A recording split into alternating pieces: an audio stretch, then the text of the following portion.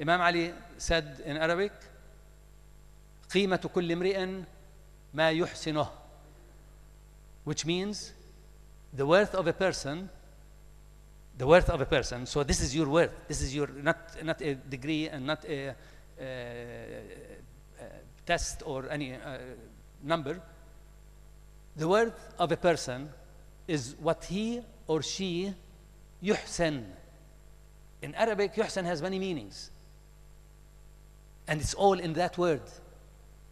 First meaning is what that person does well. The second meaning, what that person does is beautiful. The third meaning is what that person does is useful. The fourth meaning is giving, ihsan, yuhsan, to give from himself. And the fifth meaning is respect. وَجَادِلْهُمْ بِالَّتِي هِيَ أَحْسَنُ.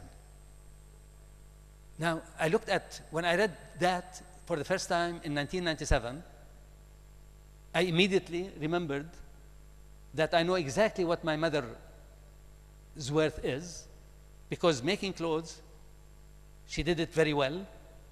The clothes were beautiful. She was giving from herself because she didn't really have a pattern that she just cut. It was useful and it was respectful. I said, in comparison, my PhD was maybe technically good. It was not beautiful. It was not giving. It's not something in me that I'm giving. It's not useful. It's harmful, in fact. And it was not respectful. So I fail at 4 points if we want to use. So I get maybe at most, if we want to use numbers, 20%. So my worth is 20% in what I do. Her worth is 100%. I do believe if Bukhari University takes this statement as a principle in judging people, whether they come to universities or not. So the idea that was said that we really want to help people go to universities, to me is a very arrogant one. That somehow who doesn't go to university is not worth anything. And if you are going to be worth something, you have to go to a university. No. The statement by Imam Ali has nothing to do with any institution. It has all what is there in the person, the relationship with the person, with himself, herself, and with everybody around. I know I said many things maybe that need to be explored, etc., etc. I want to say this last statement for the students in the audience. If any of you really is interested in following up some of the ideas, and for me to hear some of your ideas, and some of what you really think about education, etc., and how we can heal from a lot of its diseases, I'm willing to sit with you anytime you find convenient. You can arrange some time with the organizers, and whatever you arrange, I'm willing to be there to talk at further length with you. Because for me, you are the group that I would like to talk with, because your ideas are very important also for the ideas of people who are your age in Palestine. Thank you very much.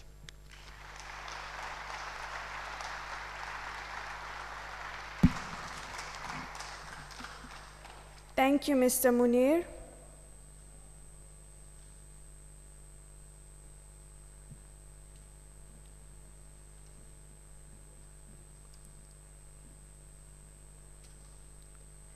We now call upon Ms. Suzanne Garimani Gajar to give her responses.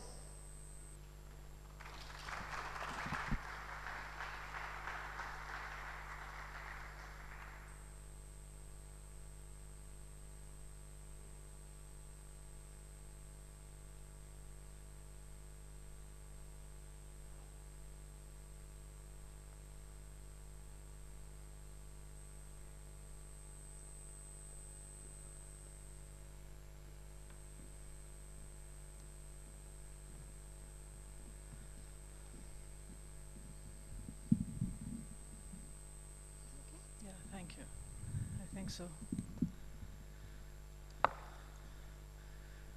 Salam alaikum. Bismillah ar-Rahman ar-Rahim. It's a pleasure to be here at Al-Bukhari University. I wanted to thank Professor Zulkifli for this invitation, and Professor Farouk, and all the students and staff who have been involved in bringing this meeting together. Also, I wanted to thank Uncle Idris, Omma, our dear sister, and Brother Claude, and Brother Raju, and Munir, and Brother Ibrahim Pur from Turkey in Multiversity. It's a pleasure always to be in Malaysia and to have our very dear friends here, and also have them in Iran, where we have met many times with these kinds of gatherings. About Munir and his talk, I wanted to say that I met Munir in some journal, the Harvard Educational Review, in 1990, where his article was published about reclaiming education, the Israeli hen versus the Palestinian hen. At that time, I was doing my doctoral studies in language education at Ottawa University, and when I started reading his article in the reserve book section, because in those days we didn't have the online web of the ISI journals, I felt that he was speaking the language of my heart and of my students, my children, and many people that I was dealing with about learning and life. He was Palestinian, he was Christian, I was Muslim, I was Iranian. He was studying in the United States. I didn't know where he was. I looked for him for maybe 10 years when the web got connected. But finally, my son found him in year 2000 or 2001 at the Harvard Library and told me, guess what? Who do you think I saw in the library today? And we didn't even have a picture of him, but we knew his name. So he had seen his library card as Munir Fashe. And that's when we got to talk and invited him to Iran. What was very special about him as he spoke today was this very divine and human quality that he has in him as a listener. As he says, I will listen to whoever has to say what they have to say, if they want to share what they have. He's a real teacher, what we call as the messengers of God, that they listen. They don't just talk.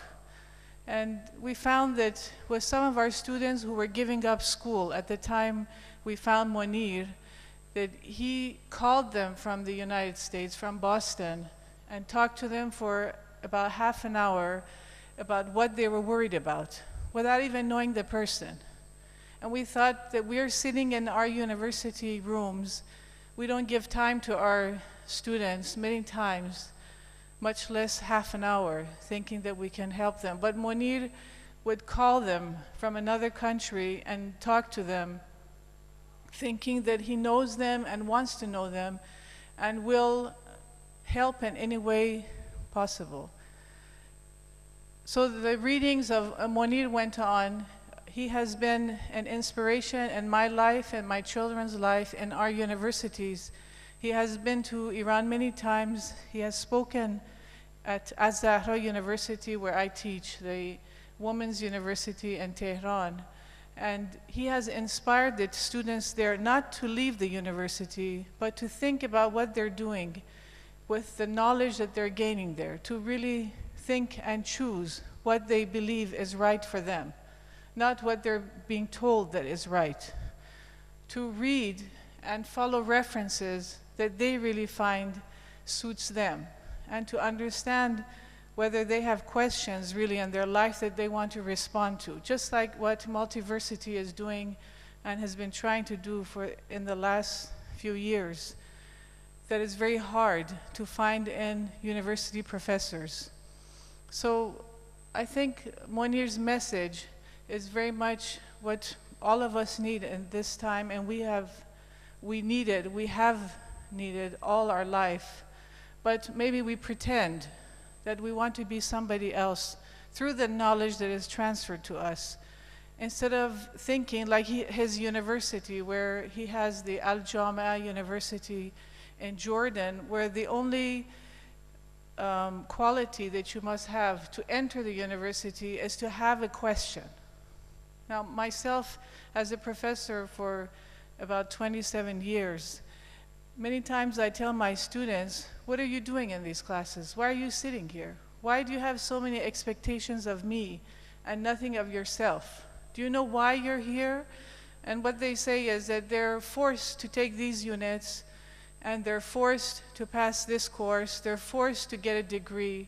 Everything is a force. But what is their question for being there? No one has ever asked them. Monir is the only person I know, myself, who has done this for his own university that has its office in Jordan, where students must have a question, and probably nothing is more difficult than that, where you have a question and then you can follow it up. Another thing that is a quality in what he has, as he talked about Imam Ali alayhi salam and that statement, قِيمَةُ كُلِّ امْرِئٍ مَا يُحْسِنُهُ, is the language that people should have that brings everyone close to each other. There's no fragmentation of knowledge. There's no separation of teachers and students, no separation of students and knowledge and teachers and knowledge.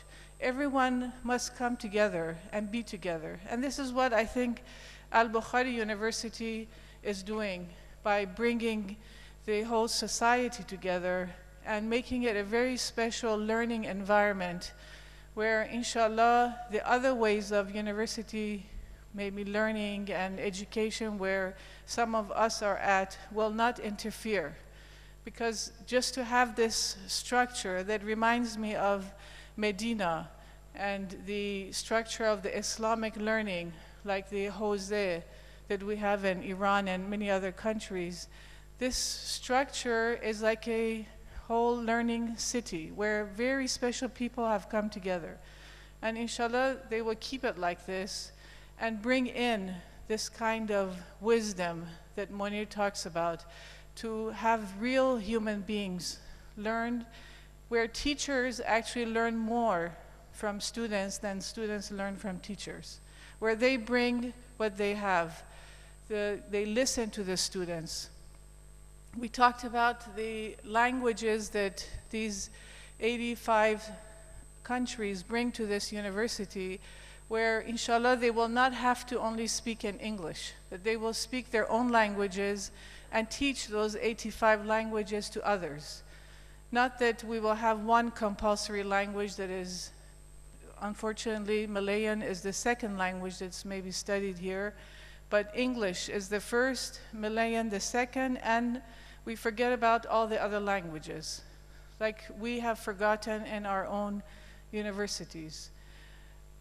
I just wanted to say that I can never be more thankful to God for this meeting that I have had with Monir, for what he has brought to our society. For if you're interested in reading his articles, you have to go to the web, where it's very free reading. It's not anything that is locked up, as he says, in cages or in the ISI publications, where he doesn't want any benefit of becoming a associate professor or full professor, because he is beyond all of that. And that's what he talks about in his article that is about knowledge and grading is degrading, where we have in some of our courses now taken up this system where we don't give grades to our students, but because the university requires it, we tell them out of 20, your grade is between 18 to 20, just to cover up the education system, the administration. Not to say that anyone